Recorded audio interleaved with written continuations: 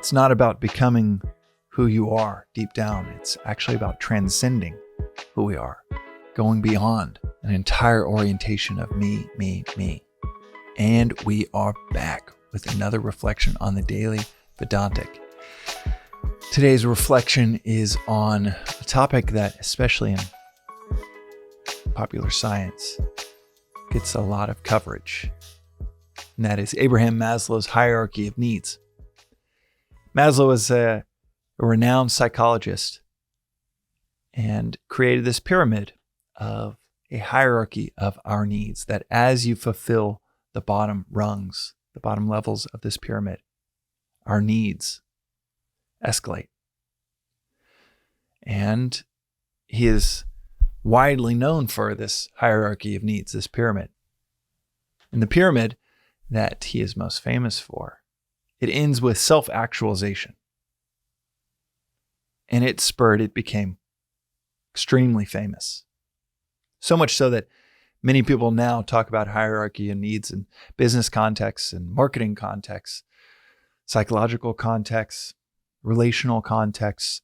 And what is fascinating about this pyramid is that not only does it end in self-actualization, but it spurred this entire school of thought that all of our needs ladder up to us becoming ourselves,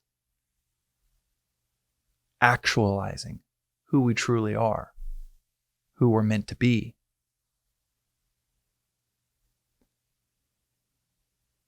The most fascinating part of this hierarchy, that starts at food and shelter, clothing, and ends up with self-actualization. The most fascinating part about this pyramid is that later in his life, after this pyramid that ends at self-actualization was already etched in the minds of millions,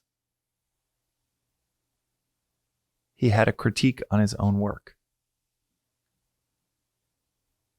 After decades of reflection and further research, study, observation, near the end of his life, Maslow actually said that self-actualization is not the highest need, that there's one above that he termed self-transcendence. Very few people know that he ever had a critique on his own hierarchy of needs. Fewer know that his critique was that self-actualization. And this is so fascinating to me.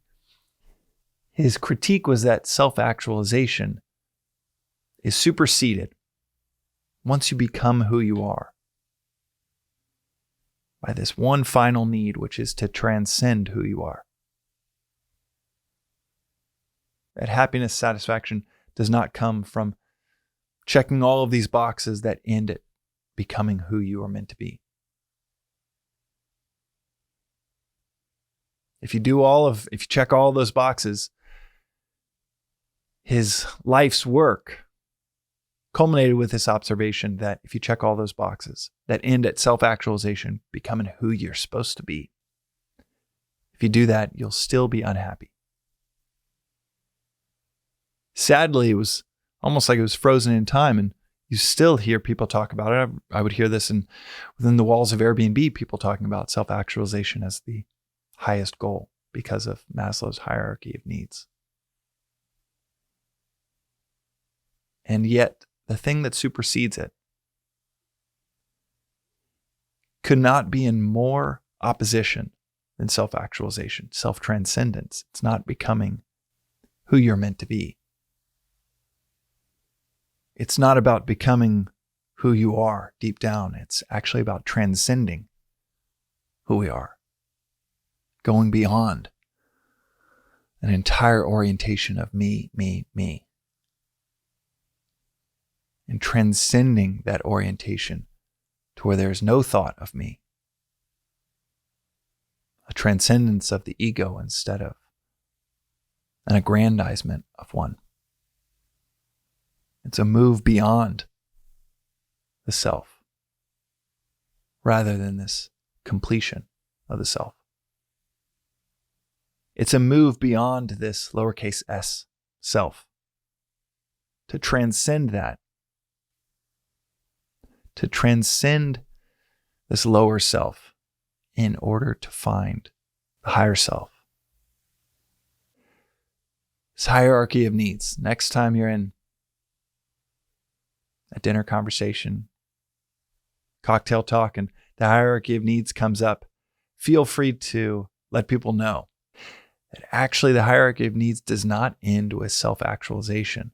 According to the OG, the author himself, Abraham Maslow, that our needs are only truly met when we transcend our selfish needs altogether. It's a flip, a reorientation of need from this is what I need from the world to be me, to be fully me, and a flip to this is what the world needs from you. And according to Maslow, our life will always feel incomplete, unsatisfactory, until we make that flip. That is today's reflection on the Daily Vedantic. We'll see you next time.